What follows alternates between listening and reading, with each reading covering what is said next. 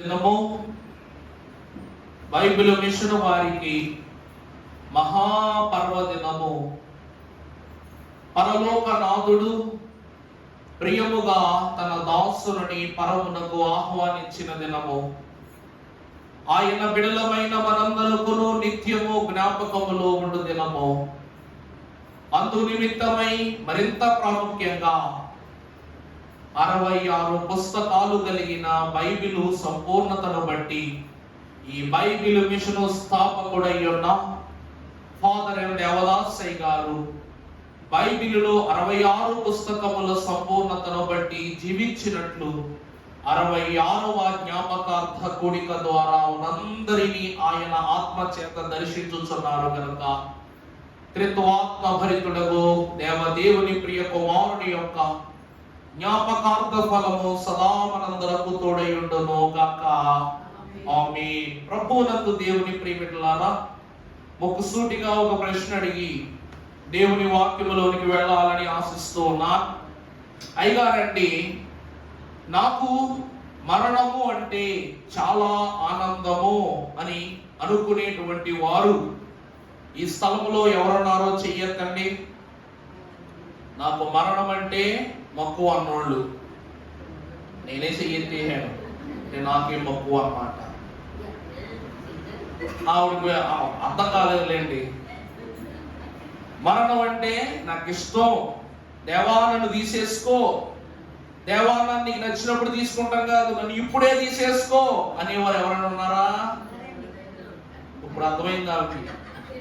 ఇప్పుడంటే ఇప్పుడు ఇచ్చారు పాటకు పని చాలా సంతోషం. దేవుని ప్రియమిత్రులారా, మరణం అంటే ప్రతి ఒక్కరికి కూడా భయమే, బాధే. ఈ లోకములో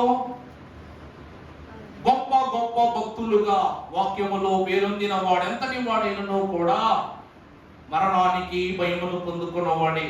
ఉదాహరణకు మనము చూస్తే ప్రియులారా, ఆదాము పాపము ద్వారా మరణానికి ఏమేసాడు? పునాది వేస్తే ఆ పునాదిని గర్భమునందు మోసి పరిపక్వత చేసి మరణముగా ఈ లోకానికి అందించింది అవ్వమ్మ. మరణం అంటే మనకెందుకు భయము అనగా, పాపము చేసిన వాడే మరణానికి భయపడతాడంట. ఈ భూమి మీద ఒక్క బైబిల్ మిషన్ వారు మాత్రమే మరణమును గురించి చింతించకుండా జీవించే భక్తులట. ఎందుకంటే నీతిమంతుని బిడలు నిత్యము జ్ఞాపకములో ఉందురు, నిత్యము ఆశీర్వాదము పొందుదురు. నీతిమంతుడు నిత్యము జ్ఞాపకార్థముగా అందరి కనులలోను అందరి అతలాంతులలోనూ కూడా వెలుగుచూ ఉండేవాడై ఉన్నారు. ప్రభునందు ప్రియమిత్రులారా, ఈ లోకములో ఎక్కడికి వెళ్ళినా ఎక్కడ చూసినా కూడా దేవుని గురించి వాక్యమంతా చదివితే మనకు మహా అయితే 4-5 లక్షణాలు దొరుకుతాయి అంతే. బైబిల్ గ్రంథం అంతా చదివినా కూడా నీకు ఎన్ని లక్షణాలు దొరుకుతాయి? 4-5 దొరుకుతాయి. కానీ మన దైవ లక్షణాల పుస్తకంలో దేవదేవుడు ఎన్ని లక్షణాలు రాశారు? 10 లక్షణాలు రాశారంట. రాశారా లేదా? ఈ లోకములో ప్రతి ఒక్కరికి మరణం అంటే ఎందుకు భయము అంటే ప్రియులారా, మరణము సాతానుకు ఆయుధము కాబట్టి. మరణం అనేటువంటిది ఎవరికి ఆయుధమా?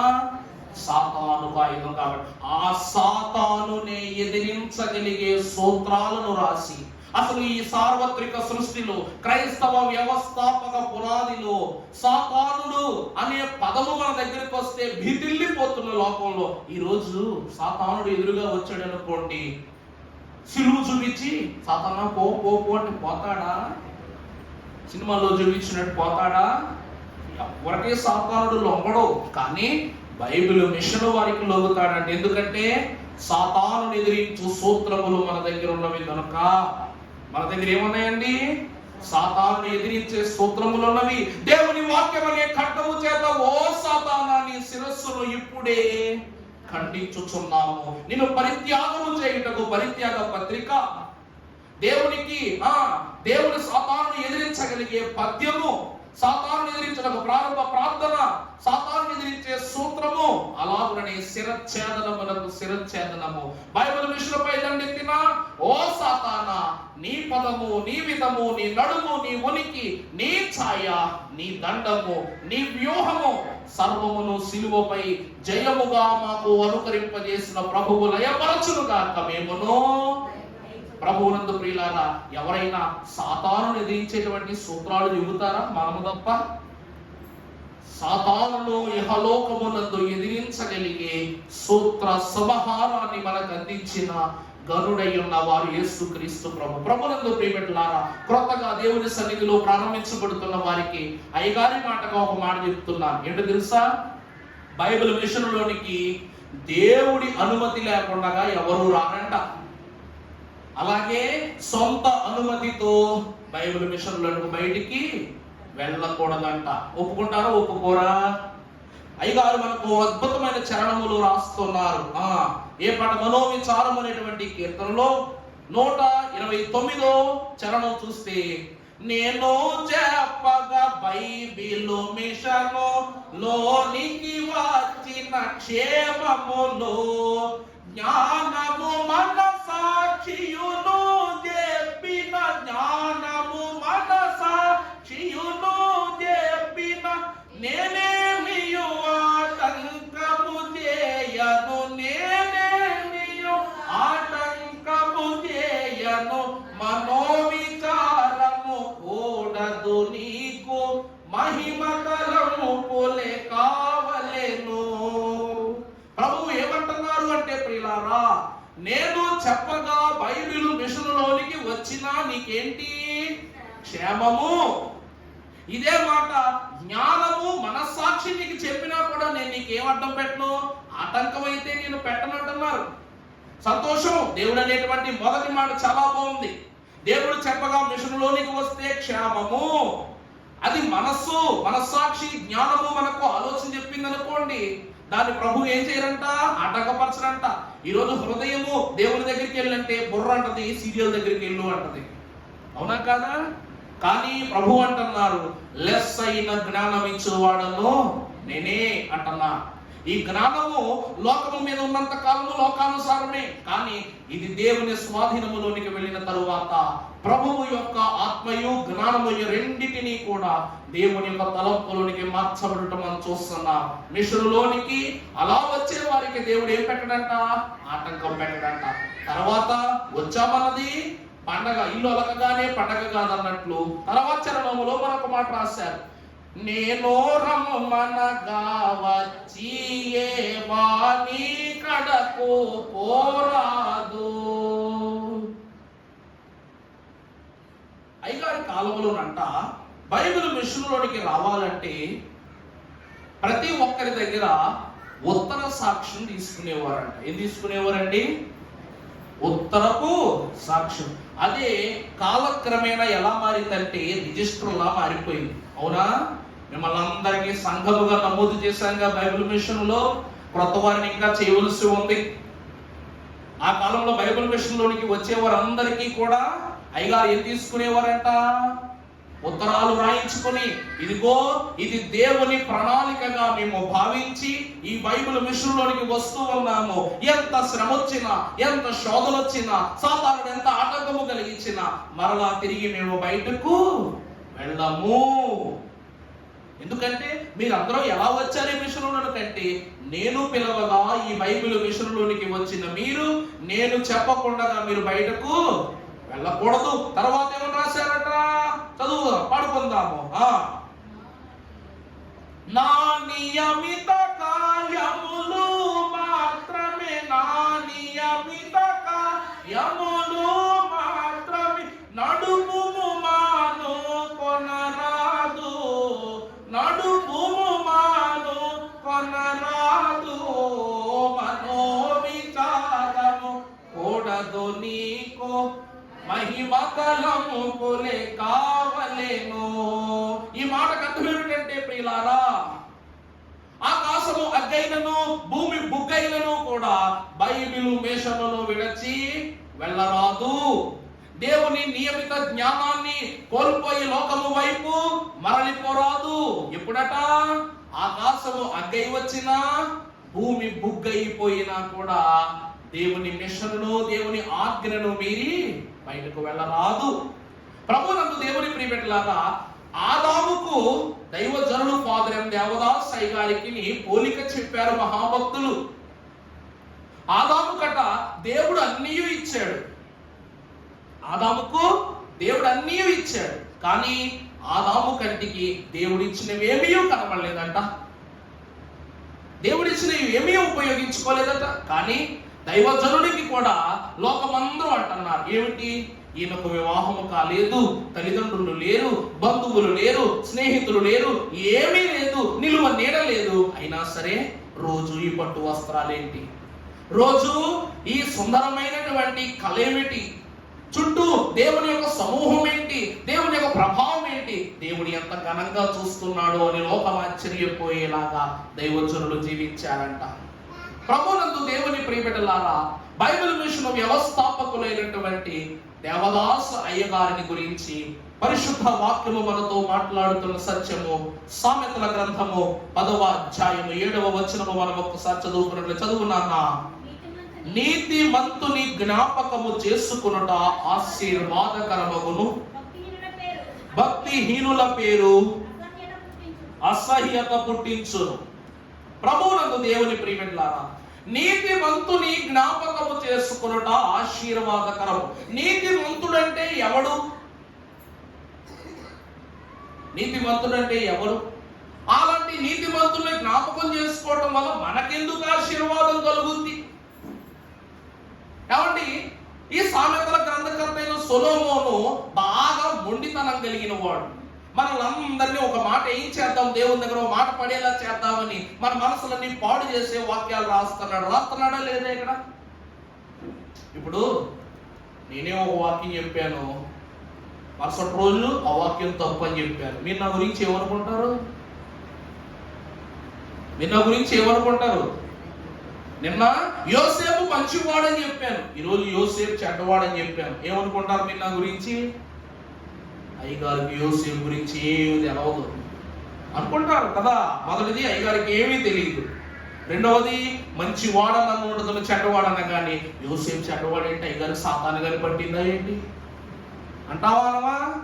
అంటావు. మరి నీతిమంతుడు దేవునిలో పరిశుద్ధంగా బ్రతికిన వాడిని మరి దుష్టుడని, చెడ్డవాడని, పాపి అని అంటే దెయ్యం పట్టినోడు అనరా? మరి ఈ సొలొమోను మహాభక్తుని ఏమనాలి?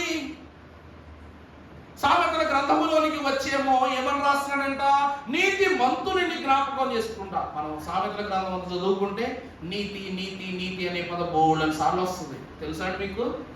నీతిమంతుడు అనే పదం బోల్డ్ మార్లు ఉపయోగింపబడింది.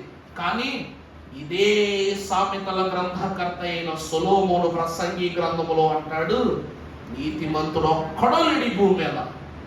నీతిమంతుడు ఒక్కడో లేడు. సూర్యుని కిందైనను లేడు, చంద్రబింబము కిందను లేడు, భూతలమును ఎక్కడ వెదిగి చూసినా ఒక్కడైనను నీతిమంతుడు కానరాలేదనేటువంటి ఒక సాక్ష్యాన్ని ప్రసంగి గ్రంథములో ఇక్కడ సెలవిచ్చాడు. అలాంటి వాడు సామెతల గ్రంథములోనేమో నీతిమంతుని జ్ఞాపకము చేసుకున్నట్టు ఆశీర్వాదకరం. ప్రభువునందు దేవుని ప్రియమిట్లారా, అసలు నీతిమంతుడు అంటే ఎవరు? దేవుని వాక్యాన్ని మనము చూచినట్లయితే అబ్రహాము యొక్క జీవిత చరిత్రలో దేవుడు ఒక గొప్ప మాటను అబ్రహాము గురించి సాక్ష్యంగా పలికాడు. అబ్రహాము దేవుని ఇల్లంతటిలోను, అబ్రహాము దేవుని యొక్క పరిశుద్ధ భూమండలం అంతటిలోను, అబ్రహాము దేవుని యొక్క సంఘములోను అతి పరిశుద్ధునిగా, నీతిమంతునిగా ఎంచబడ్డాడు.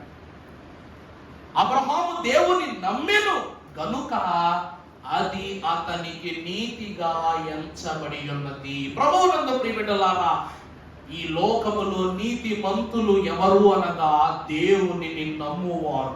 నీతిమంతులు అంటే ఎవరండి?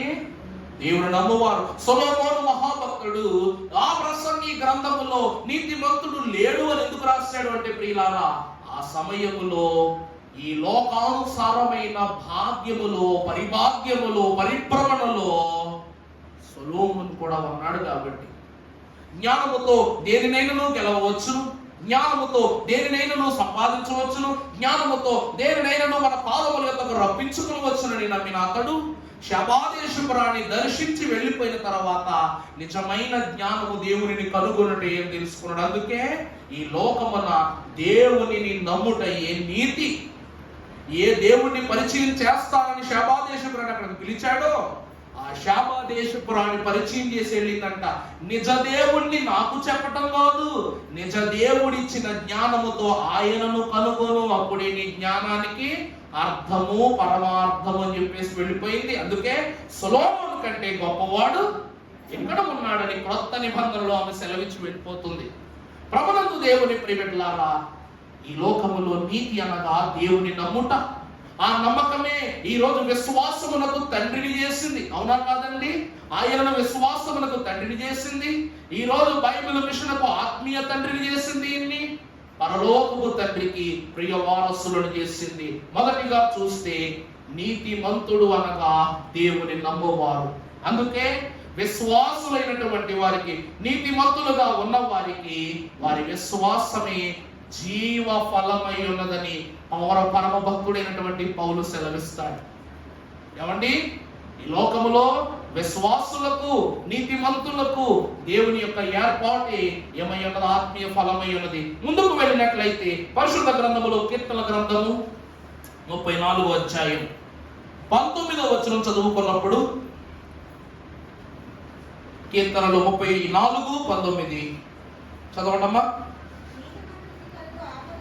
నీతిమంతునికి కలుగు ఆపదలు అనేకములు, వాటి అన్నిటిలో నుండి యెహోవా వానిని విడిపించును. నీతిమంతునికి కలుగు ఆపదలు అనేకములు. ఏమండి? బైబిల్ మిషను పూల పాన్పుల మీద స్థాపింపబడిన మిషన్ అనుకుంటున్నారా? బైబిల్ మిషన్ను స్థాపించిన దేవదాసయ్య గారు గొప్ప కుటుంబీకుడు అనుకున్నారా? ఈయన గొప్ప కుటుంబము వాడు కాదు, కానీ గొప్ప కుటుంబము చేత చేర్చుకునిన వాడు, గొప్ప మిషనును గొప్ప కుటుంబమునకు చేర్చిన వాడు, ఆ కుటుంబమును దేవుని ఎదుట గొప్ప చేసిన వాడు. అర్థమైందండి? ఈ లోకములో ఆయన తల్లి ప్రేమను ఎరుగలేదు, తండ్రి ప్రేమను ఎరుగలేదు, బంధువర్గమైన వారి ప్రేమను ఎరుగలేదు. ఈ లోకములో ఒక మంచి ఆహార పదార్థములు కుటుంబము ద్వారా భుజించింది లేదు. సన్నిహితులమైన వారితో లోకమంతా స్వేచ్ఛగా తిరిగింది లేదు. ఏమీ లేకపోయినా కూడా వాక్యం అంటుంది ఏమిటది? నీతిమంతునికి కలిగేటువంటి ఆపదలు అనేక. నిజమా కదండి? దైవజనునికి ఆయన జీవితంలో తల్లిదండ్రులు లేరు, తల్లి ప్రేమ తెలవదు, తండ్రి ప్రేమ తెలవదు. తర్వాత ఆయన తీసుకుని వెళ్ళి వారి మేనమామ గారు మిషనరీ స్కూల్లో వేశారు. అక్కడ నుండి కొని అనాథగా బ్రతుకు సామాన్యమైన విషయమా అండి? ఆయన బ్రతుకుతూ ఉన్నారు. అన్ని విషయములోనూ మంచి సామర్థ్యము గల గొప్ప విద్యావంతుడిగా సాగాడు, ఎదిగాడు, ఫలించాడు, టీచర్గా పనిచేశాడు, మిషన్లోనికి వచ్చాడు. అలా ఎదిగినటువంటి దైవజనునికి ప్రతి చోట కూడా ఆపద ఎదురైంది. ఉదాహరణకు బైబిల్ మిషన్ స్థాపించిన తరువాత రాజమండ్రి వారు అన్నారంట, ఇక్కడ ఈ మిషన్ నడిపించడం కుదరదాయి అన్నారంట. అక్కడ నుండి ఎక్కడికి వెళ్ళారు చెప్పండి? తాడేపల్లిగూడెం వెళ్ళారు. వాళ్ళ దగ్గరికి వెళ్ళినప్పుడు వాళ్ళు ఏమన్నారంట?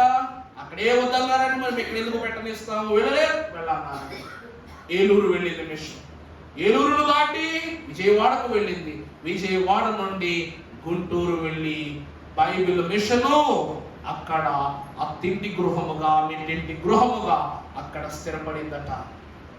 దేవుని ప్రియబిడ్డలారా, దేవుని యొక్క వాక్యమును బట్టి, దేవుని యొక్క ఆత్మ ఫలమును బట్టి దైవజనునికి మిషను స్థాపించుటకు ముందు ఆపదలు కలిగాయి, మిషను స్థాపించిన తరువాత ఆపదలు కలిగాయి. నీతిమంతునికి చెప్పండి ఆపదలు అనేకములు. 120 సంవత్సరాల్లో అయ్యగారు పడిన ఆపదే వేరు.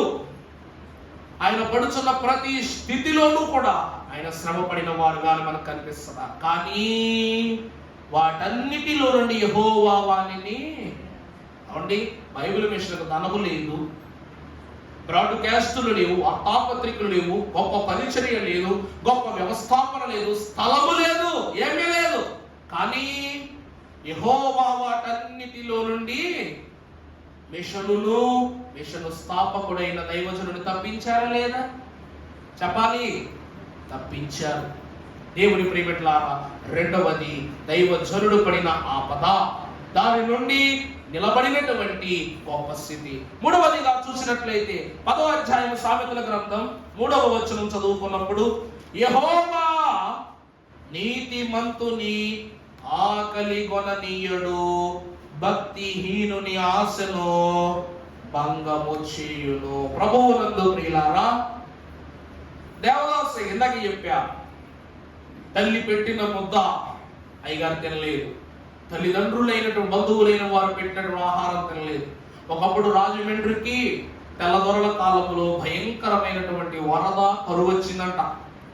వస్తే ఆ కాలంలో ఉన్న వారందరూ మిషనరీల వారి అందరికీ కూడా ఆహార పదార్థాలతో కూడుకున్న, చూసారుగా విజయవాడలో ఫ్లడ్స్ వచ్చినప్పుడు హెలికాప్టర్ మీద తీసివేశారు, చూసారా? భోజనము పట్లాలు, నిత్యావసర సరుకులు అవి అంటూ హెలికాప్టర్ల మీద విడిచిపెట్టారు. అలాగని ఈ వరదల ప్రభావాన్ని బట్టి ప్రతి కుటుంబాలకు, మిషనరీ వాళ్ళకి వీళ్ళకి అందరికీ కూడా నిత్యావసర సరుకులు ఇచ్చారట. ఇస్తే అయ్యగారు వాటిలుగా పనిచేస్తున్న రోజుల్లో జరిగినటువంటి పరిస్థితి అప్పుడు అందరూ కూడాను కావలసిన దానికంటే ఎక్కువే సమకూర్చుకుంటున్నారట. కానీ దైవజనుడు మాత్రము ఏమీ వారి దగ్గర పుచ్చుకోకపోయేసరికి అక్కడ పనిచేస్తున్న వారు అన్నారంట, అయ్యా దేవదాసు, ఇప్పుడు కానీ నువ్వు వెళ్ళి ఆ సామాగ్రిలో నీకు కావాల్సింది ఏదో తెచ్చుకోకపోతే ఎవరు నీకు ఆహారము పెట్టరయ్యా. నీ పరిస్థితి ఆకలి కొనే పరిస్థితి అయిపోతుంది, బస్సు ఉండవలసిన పరిస్థితి వస్తుందంటే అప్పుడు దైవజనులు అన్నారంట, నాకేమి కొదువా నాదోడుండా, ఇక నాకేమి కొదువా నాదోడుండా, శ్రీకరుడకు దేవుడే నా శ్రేష్ఠ పాలకుడు, నా ఏక రక్షకుడు, గనుక నాకేమి కొదువా నాదోడుండా. అయ్యగారు ఏమంటున్నారంటే, నాకేమి కొదువా, నేను జనించిన మొదలుకొని ఈ దినము వరకు అమ్మా ఆకలి వేస్తుంది, అమ్మో ఆకలి వేస్తుంది అన్న రోజు ఏ రోజు నా ప్రభు వల్ల కలగలేదు. ఎందుకంటే నా రక్షణాధారుడైన నా ప్రభువు, నా సర్వ సృష్టికర్త నా ప్రభువు, ఆయనే నాకు ఆధారము ఆశ్రయము గనక ఆయన నన్ను ఆకలి కొననీయడు. నిజమా కాదండి? నీతిమంతుడు యెహోవా ఆకలి కొననివ్వడట. అలాగనే భక్తిహీనుని ఆశను ఏం చేస్తాడంట? భంగం చేస్తాడంట. ప్రభువునందు దేవుని ప్రియబిడ్డలారా, దైవజనుని యొక్క ఘనపరచబడినటువంటి వాక్కులు 3వ అంశము, నీతిమంతుడైన దైవజనుడు ప్రతి దినము కూడా అయ్యగారికి వండి పెట్టడానికి మనిషి లేకపోవచ్చు, కానీ ఆయన ఎంతో మందికి భోజనం పెట్టారు. తెలుసా అండి? దైవజనుడు ఇంటికి వచ్చి అయ్యా ఆకలేస్తుంది అంటే ఏ రోజు కూడా వచ్చిన వాడు ఉట్టి చేతులతో వెళ్ళి తెలియదు. ఈరోజు కాకాని శిష్యాలకు మనం వెళతాం, ఏ సోమవారం వెళ్ళినా లేదు అనకుండా బోధింటున్నాం కదండి. ఎక్కడి నుంచి వస్తుంది ఉచిత భోజనం పెట్టడం అంటే? 88 సంవత్సరాలుగా ఆహారమును ఉచితముగా పప్పుతోనూ, సాంబారుతోనూ, పచ్చడితోనూ, పెరుగుతోనూ, ఇన్ని పదార్థాలతో ఒక పళ్ళెములో పెట్టి నువ్వు కూర్చోడానికి స్థలం ఇచ్చి వడ్డించుటకు మనుష్యులను పెట్టి అందించడానికి ఫ్రీగా పైనుంచి ఏమైనా బస్తాలు విసురుతున్నాడా దేవుడు? దైవజనుడు ఆనాడు నాకేమి కొదువా అని పాడిన పాట ఈ రోజు కూడా మనకు నెరవేరుతుంది. ఎందుకంటే బ్రతుకంతటన్ కృపాక్షేమములు వదలకుండగా వచ్చు నాకు సుదినములు గల్గు, నా ఆపదలన్నీ ఏమైపోతాయి? సంపదలైపోతాయి. చూసారా? గుడిసె యుద్ధం మొదలు పెట్టిన బైబిల్ మిషన్ ఈ రోజు ఎన్నో గుడిసెల మధ్యలో ఒక ఉన్నత శాలగా నిలబడింది. ఎన్నో భూలోక గృహములు, భూలోక భవనముల మధ్య ఒక అధునూతనమైన భవనముగా నిలబెట్టాడు. ఈ రోజు నీతిమంతుని బిడ్డలు కూడా ఆకలి కొననట్లుగా ఆయన మనకు ఆహారాన్ని పెడుతున్నారు. తండ్రి సన్నిధి షాలేం రాజు గారు మీకు బాగా తెలుసు. ఈయన బైబిల్ మిషన్ సభలకు వచ్చి ఆ సభల ప్రాంగణం అంతా కూడా తిరుగుతుండేవారు. మేము డ్యూటీ చేస్తూ ఉండేవాళ్ళం కదండి. నేను 6 సంవత్సరాలుగా మిషన్ డ్యూటీ చేస్తాను, మహోత్సవ డ్యూటీ. మేము అప్పుడప్పుడు బిల్డింగ్ దగ్గర ఉన్నప్పుడు, పందిరి చుట్టూ తిరుగుతున్నప్పుడు, పందిరి లోనికి వెళ్తున్నప్పుడు ఈయన 2-3 సార్లు గమనించాం. అప్పుడు మరీ అంత అందరికీ పరిచయస్తులు కాదు, కానీ అప్పటి వారి సేవంతయ్య కూడా మంచి వృద్ధిలో ఉంది, కానీ అందరికీ పరిచయస్తుడైనంత దీటుగా లేరు.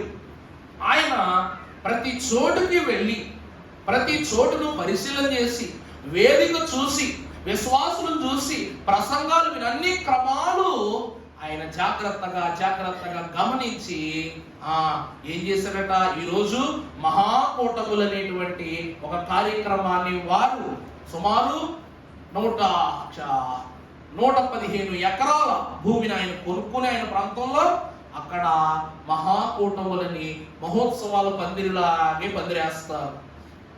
మహోత్సవాలకు ఏమేమి వాడతారో, ఏమి ఉపయోగిస్తారో, పందిరి గుంజలతో ఎలాగైతే ఆ యొక్క పందిరి నిర్మిస్తారో అన్నీ కూడా భోజనాలు ఎక్కడ పెట్టాలన్నట్లుగా అన్నీ కూడా తెలుసుకున్నారు. కానీ ఇలా భోజనాలు వండవలసిన పరిస్థితి వచ్చినప్పుడు ఆయన లెక్క చెప్పాడంట.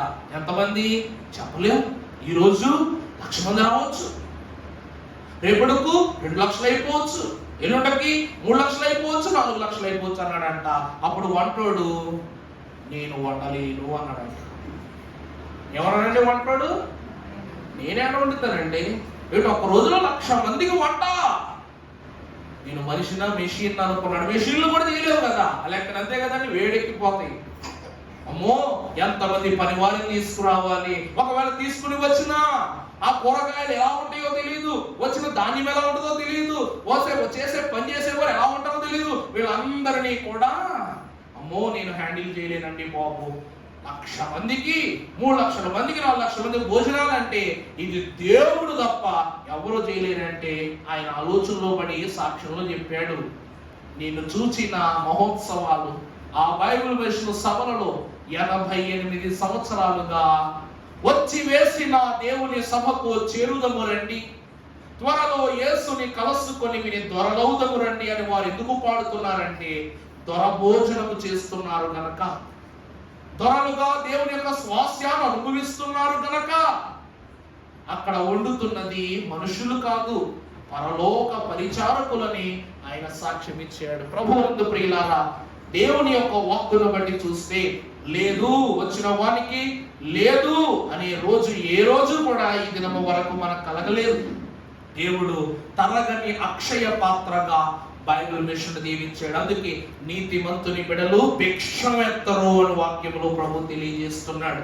ఈరోజు మనం అనుభవించే ప్రతి భాగ్యములు బైబిల్ మిషన్ ఉంది తెలుసా అండి. నేను చెప్పగా వచ్చాం, మనం ఊరకనే రాలా. మీరు ప్రభుదాస్ అయ్య గారు పిలిస్తే రాలా, నేను పిలిస్తే రాలా. ఎవరు పిలిస్తే వచ్చిన వాళ్ళంటే మీరు ఒక మాట విచ్ఛిన్నంగా దేవుని ఎదుట ఒక ముక్కుసూటి మాట, మీకు నేనంటే ఇష్టమా, నా వాక్యం అంటే ఇష్టమా? ఒక మాట చెప్పండి, గట్టి చెప్పాలి. నా ముఖం చూసి వచ్చారా, వాక్యాన్ని బట్టి వచ్చారా? కదా, అవునా? ఆయన తన వాక్కును పంపి వారిని బాగు చేసెను. ఆయన వాక్కును పంపి ఏం చేశాడంటండి? బాగు చేశాడు. యేసుక్రీస్తు ప్రభువును చూడటానికి ఎవరు రాలా. ఆయన పసిబాలుడు అయినప్పటికీ ఎంత అద్భుతమైన బాగు చేస్తున్నాడో పదండ్రా చూసి వద్దాం అని వెళ్ళేవారట దేవాలయానికి. ప్రభువు ఎక్కడ నిలబడినా, అందుకే అయ్యగారు ప్రార్థన చేసేటప్పుడు, ప్రభువా నీవెక్కడ ఉంటే అక్కడ బోధే, కొండ మీద ఉంటే కొండ మీద బోధే. అవునా కాదండి? ఆయన పరిశుద్ధ పర్వతం మీద నిలువబడి 3 దినములు కొండ ప్రసంగాన్ని చెప్పినప్పుడు ఒక్కరైనా కదిలారా? ఆ వాక్యం వారు నిలబెట్టింది. దేవాలయంలో ఉంటే దేవాలయంలో కూడా బోధే, నావలో ఉన్నప్పుడు నావలో కూడా బోధే. కడకు కల్వరి సిలువ పైన ఉన్నా కూడా నువ్వేం చేస్తున్నావు? బోధే చేస్తున్నావు. అందుకే బోధ బాధ తీర్చును అన్నారు. అందుకే ఆకాశము అగ్గి అయినను, భూమి బుగ్గి అయినను, బైబిల్ మిషన్ వారు అంతరింపరు. ఈ లోకములో సాతాను యొక్క ప్రభావము చేత వారు శోధింపబడరు అన్నారు. కాస్త ముందుకు వెళ్ళినట్లయితే ప్రియులారా, 20వ అధ్యాయం సామెతల గ్రంథము 7వ వచనమును మనం చదువుకున్నట్లయితే, సామెతలు 27, యథార్థవర్తనుడగు నీతిమంతుని పిల్లలు వాని తదనంతరము ధన్యులు. ప్రభువునందు దేవుని ప్రియబిడ్డలారా, యథార్థవర్తనుడగు నీతిమంతుని పిల్లలు వాని తదనంతరం ఏమవుతారంట? మన తండ్రి గారు యథార్థవంతుడు. యథార్థవంతుడు అనగా తన యదయందు దేవునిని తప్ప మరొకరిని నిలుపుకొనని యథార్థవంతుడు. యథార్థవర్తనుడగు నీతిమంతుని పిల్లలు వాని తదనంతరం ఏమవుతారంట? దైవజనులు ఆయన జీవితములో, ఆయన ప్రార్థనలో ఏవేవి సంగతులను ఆయన అగుపరచిన వారై ఉన్నారో ఈ రోజు మనం ఆ ఫలాన్ని అనుభవిస్తున్నామా లేదా? ఎవరిని అనుభవిస్తున్నామా లేదా? ఈరోజు రాకడ ప్రార్థనా స్తుతులు గాని, సమర్పణలు గాని, బోధలు గాని, ఏమండి ప్రార్థనా మందిరంలో ఉన్న పుస్తకాలు గాని, రోగముల ప్రార్థనలు గాని, కష్టకాల ప్రార్థనలు గాని, సన్నిధి ప్రార్థనలు గాని, ఇవన్నీ దేనికోసం? ఇవన్నీ దేనికోసం చెప్పండి? ఇవన్నీ ఎవరు స్థాపించినవి? దైవజనులు ఫాదర్ ఎం దేవదాసయ్య గారు.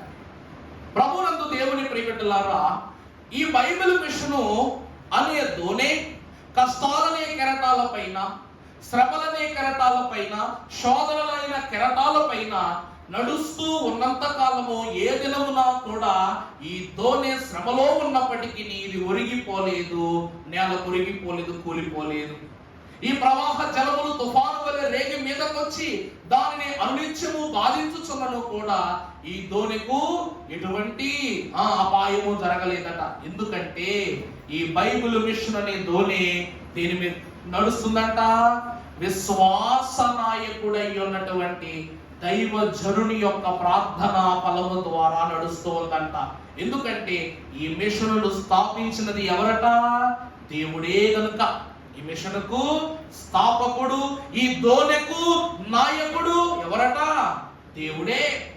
నోవాహు 40 దినాలు బయట ఎంత తుఫాను చెలరేగుతున్నా కూడా పక్షి బెదరట్లేదు, పురుగు బెదరట్లేదు, సింహము బెదరట్లేదు, నోవాహు కుటుంబం బెదరట్లేదు. మరి 40 దినాలు ఈ ఓడకు దారి చూపించింది ఎవరు? దిశ చూపించింది ఎవరు? అరారాధకు చేర్చింది ఎవరు? ఈ లోకములో ఇదిగో నీరంతయు కూడా అడుగంటింది. నోవాహు ఇక నువ్వు బయటకు రావచ్చని సూచన గల జ్ఞానాన్ని చెప్పింది ఎవరు? దేవుడే. ప్రభునందు ప్రియబిడ్డలారా, అందుకే వాక్యం అంటుంది, నీతిమంతుని పిల్లలు దాని తదనంతరం ఏమవుతారట? ధన్యులు అవుతారు. అబ్రహాము నీతిమంతుడా కదా? అబ్రహాము నీతిమంతుడా కాదా? అంత నీతిమంతుడు కాబట్టే ఇస్సాకు, అతని గర్భము నుండి యాకోబు 12 మంది కుమారుల నిమిత్తము ఆనాడు రెఫీదీములో 12 ఈత చెట్లను 70 ఈత చెట్లను 12 నీటి ఊటలను దేవదేవుడు ఈ యథార్థవర్తనులకు, ఈ పరిశుద్ధమైనటువంటి ఇశ్రాయేలు వంశీకులకు ప్రతీకగా ఉంచాడు. ఈ రోజు వరకు వారి ప్రాతిక ఫలాన్ని వారు అనుభవిస్తూ ఉన్నారు. దేవునికి మహిమ కలుగును గాక. ప్రభునందు ప్రియబిడ్డలారా, దైవజనుడు 66 సంవత్సరాలైంది దేవుడి దగ్గరికి వెళ్ళి. నువ్వు మర్చిపోగలవా? దైవజనుడిని పక్కన పెట్టి ఒక ప్రార్థన చేసి చూస్తాను, చేయగలవా? చేయలేవు. ఎందుకంటే దైవజనులు ఫాదర్ ఎం దేవదాసయ్య గారు అన్నారు, యేసు క్రీస్తు ప్రభువు పేరు పెట్టకుండా తండ్రికి ఏ విజ్ఞాపన చేసినా నెరవేరదు. అలాగునని దేవుడు చెప్పిన ఈ మాటలన్నిటినీ కూడా జత చేర్చకుండా బైబిల్ మిషన్ ప్రార్థన కూడా దేవుని యొద్దకు చేరదు అన్నారు. అందుకే ఎన్నో మిషన్లు ఉన్నవి భూమిలో, కానీ సన్నిధి నేర్పిన సద్గురువు ఎవరు లేరు. మన ప్రార్థనలో ఏమన్నదంట? సన్నిధి ఉన్నది. సన్నిధి అనగా సత్ ప్లస్ నిధి, మన నిధి ఉన్నదట. అందుకే మనల్ని దేవుడు తరతరాలు ధన్యుల్నిగా చేస్తున్నాడు. 88 సంవత్సరాల నుంచి ఈ బైబిల్ మిషన్లు కన్యకతోనే పోలుస్తున్నాము కానీ, అవునా కదా? ఈ బైబిల్ మిషన్ దేంతో పోలుస్తున్నాం మనం? గాలి తుఫానులు బాధల కోర్చి 88వ సంవత్సరము ఎదుగుచున్న కన్య ఇది అంటున్నారంట. అంటే ఆయన బిడలమైన మనము కళంకము లేకుండా ఈ దినము వరకు ధన్యులమవుతున్నాం. ఇక చివరిగా ఒక మాట చూద్దాం. మత్తయి సువార్త 10వ అధ్యాయము 41వ వచనం ఒకసారి చదువుకున్నట్లయితే, మత్తయి సువార్త 10వ అధ్యాయము 41వ వచనం. మత్తయి సువార్త 10వ అధ్యాయం 41వ వచనం. ప్రవక్త అని ప్రవక్తను చేర్చుకొనువాడు ప్రవక్త ఫలము పొందును. నీతిమంతుని చేర్చుకొనువాడు. ప్రభునందు ప్రియబిడ్డలారా, ఈ వచనాన్ని మనము చూస్తే ప్రవక్త అని ప్రవక్తను ఏం చేయవాడు? చేర్చుకున్నవాడు ప్రవక్త యొక్క ఫలమును పొందుతాడట. నీతిమంతుడని నీతిమంతుని చేర్చుకున్నవాడు నీతిమంతుని ఫలాన్ని. ఇక్కడ వాక్యములో ప్రవక్తను చేర్చుకుని ప్రవక్త ఫలమును పొందుకున్న వారు ఎవరండి వాక్యములో? చెప్పండి. నేను ఆదివారం ఒక ప్రవక్త గురించి మాట్లాడుకున్నాం. మనం ఎవరైనా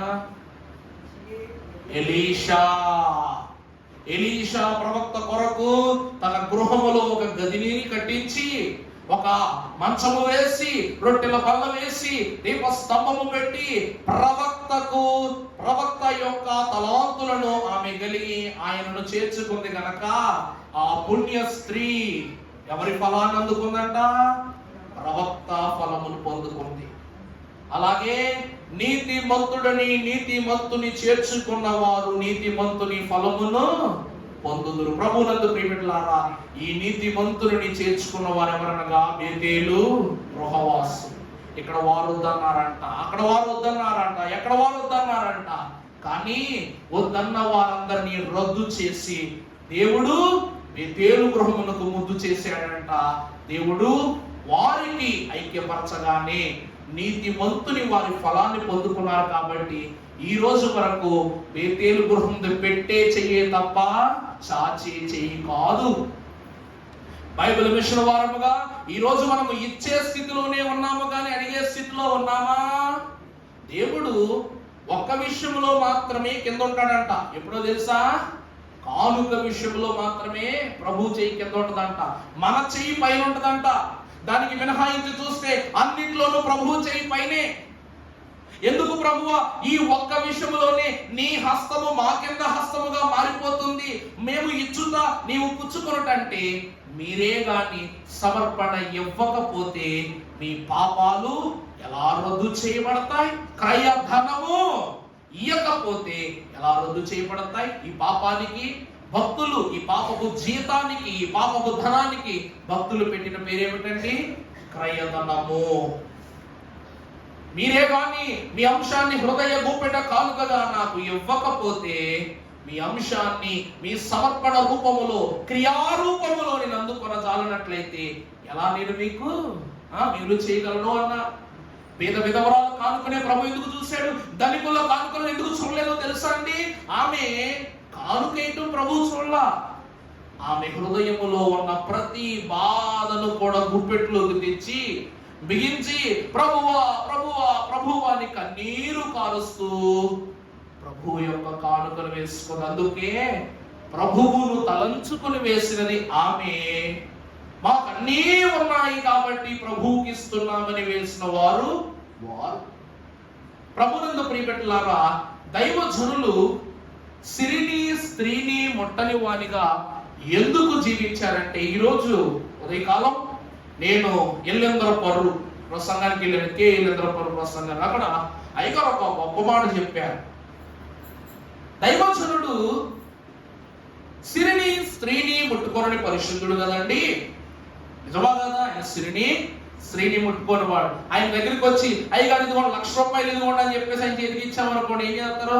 అబ్బాయి కావాలంటే కాను పెట్టలేసి చెల్లిపోనేవారు, అంతే కదండి. అయ్యగారు సొమ్ము ముట్టుకునేవారు కాదు.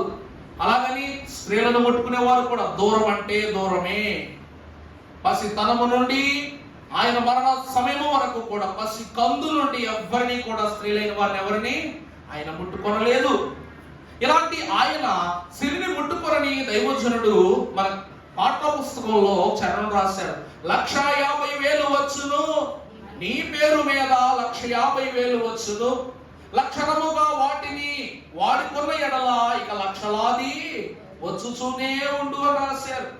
సిరిని ముట్టుకొనని ఈయనేమో నీ పేరు మీద 1,50,000 వచ్చునని చరణాన్ని ఎలా రాశారబ్బా అనే మాటను చూస్తే, ఈయన ధనమును విడిచిపెట్టిన ధన్యుడు కాబట్టి ధనము ఈయనను విడవలేకపోయిందంట. అర్థమైందండి? ఈయన ధనాన్ని త్యజించారు కాబట్టి, ఈయన ధనాన్ని త్యజించిన ధన్యుడు గనక ఈ ధన్యుని ధనం ఏం చేయలేకపోయిందంట? విడనాడలేకపోయిందంట. నీవే కావాలి అని దైవజనుని వెంటనే కాకాని స్వశిషాలకు వచ్చింది, గుంటూరు వచ్చింది. ఆ ధనము దైవజనుడు ముట్టుకోకపోయినా కూడా ధన భాండాగారముగా మారి ఈ దినమున ఎంతో మందికి బైబిల్ మిషన్ పనులకు దేవదేవుడు ఏం చేస్తున్నారంట, ఈ ధనము యొక్క ఆకర్షణీయమైన స్థితిని విస్తారముగా అందిస్తున్నాడంట. ప్రభువునందు ప్రియులారా, ఇదంతయు కూడా దైవజనుని పుణ్యఫలమే. మరి అలాంటి నీతిమంతులని జ్ఞాపకం చేసుకోవాలా వద్దా? ఇది 66వ జ్ఞాపకార్థ కూడిక. ఈ 66 పుస్తకాలు కలిగిన బైబిలులో ఇమిడిపోయిన ఈ దైవజనుడు 66వ పుట్టినరోజు పరలోకములో చేసుకొనుచున్న దినము గనక దైవజనులు ఏమన్నా తెలుసా? ఎవరైనా మీ గృహములో చనిపోతే ఏడుపు రావాలి, కానీ నా జ్ఞాపకార్థ దినం అందరికీ ఆనందకరంగా ఉండాలి అన్నారంటే అయ్యగారు జ్ఞాపకం చేసుకున్నప్పుడు ఏమి రావాలంట? ఆనందము రావాలి, అంతే తప్ప దుఃఖము మనోవేదన రాకూడదు. ఏడుపు ఎప్పుడు వస్తుందో తెలుసా అండి? మనం పాపములో ఉన్నప్పుడు, లోపములో ఉన్నప్పుడు, శోధనలో బ్రతికినప్పుడు, శ్రమలతో ఉన్నప్పుడు అలాంటి వాళ్ళకి ఏమొస్తుంది? ఏడుపు వస్తుంది. కానీ ఈ లోకములో మచ్చ లేకుండా చనిపోయిన చూడగానే అబ్బా ఏం బ్రతికాడ్రా అంటావా లేదా? వాడిని చూడగానే ఏడుపు రాదు. ఎందుకంటే మంచి పోరాటము పోరాడి తిని నా అడుగులు నేను కడగొట్టించుకుంటుని, నా కొరకు ఏముంచబడిందంట? నీతి కిరీటం ఉంచబడి ఉంది. ఈ నీతిమంతునికి దేవుడిచ్చిన నీతి కిరీటము కొరకు నిత్యము ప్రభు నామమును తలంచుకుంటూ మన కొరకు విజ్ఞాపన చేయడానికి ప్రభు పరలోకానికి వెళ్ళిపోయారట, ప్రభు లోకానికి వెళ్ళిపోయారట. ప్రభువునందు ప్రియబిడ్డలారా, ఆ నీతిమంతుని ఫలమే మనం అనుభవిస్తున్నాం. ఆ నీతిమంతుని స్వాస్యాన్ని మనం అనుకరిస్తూ ఉన్నాం. మనము దేవుని యొక్క తలంపును కలిగి దేవుని యొక్క ఆత్మీయతలో ఈ నీతిమంతుని జ్ఞాపకము చేసుకున్నట్లయితే మనము ధన్యులము. అందుకే అయ్యగా చరణం రాస్తూ అతడు తల పెట్టి చేయో యత్నించు నెల్లా పనులు, అతడు తల పెట్టి చేయో యత్నించు నెల్లా పనులు, సతతాను సంపూర్ణముగా సఫలమగుచుండును గానా ధన్యుడు దేవా మానవుడు ధన్యుడు. ఈ ధన్యుడి గురించి అయ్యగారు జీవి చరిత్ర గురించి ఒక రక్షణ పద్యములో చిన్న మాట పాడుకుందాం. తల్లిదండ్రులకు నీవు తగిన పుత్రుండవు, అందుచే ఐశ్వర్యమబ్బె నీకు, బంధువులకు నీవు బంధుజనుండవు, అందుచే ఐశ్వర్యమబ్బె నీకు, స్నేహితులకు నీవు స్థిర స్నేహితుండవు, అందుచే ఐశ్వర్యమబ్బె నీకు, అధికారులకు నీవు అణగిన వాడవు, అందుచే ఐశ్వర్యమబ్బె నీకు, అన్ని మంచి విషయములమయందు ఆశ నీకు, అన్ని దుర్గుణంబులును హేయంబు నీకు, అన్ని విషయములకై ప్రజల రక్షణ విషయమై పట్టు నీకు, దైవ సేవ వ్యాప్తికి దేవదాసు నీవు, దైవ సేవ వ్యాప్తికి దేవదాసు నీవు. అయ్యగారు తల్లిదండ్రులతో జీవితం గడపలేకపోయినా ఒక తల్లికి ఎంత ఆనందాన్ని ఇవ్వాలో అంత ఆనందాన్ని కూడా ఆయన జీవితంలో ఇచ్చారట. పరోక్షంగా ప్రత్యక్షంగా తల్లితో ఉండి తల్లి ప్రేమను, తల్లి ఆనందాన్ని, తల్లి కోరికను, అవునా కాదండి? మన బిడ్డలను ఎంత మన యొక్క మనస్సుకు, మన యొక్క కోరికలకు మన బిడ్డల విధేయులకు ఎంత ఆనందపడతామో, తల్లిదండ్రులు చెప్పకపోయినా, వారితో బ్రతకకపోయినా ఆ తల్లిదండ్రులకు తగిన కుమారుడిగా జీవించాడు. అందుకే ఈయనకి ఏమబ్బిందంట? ఐశ్వర్యం అబ్బిందంట. దైవజనునికి ఏమబ్బిందండి? ఐశ్వర్యం అబ్బిందంట.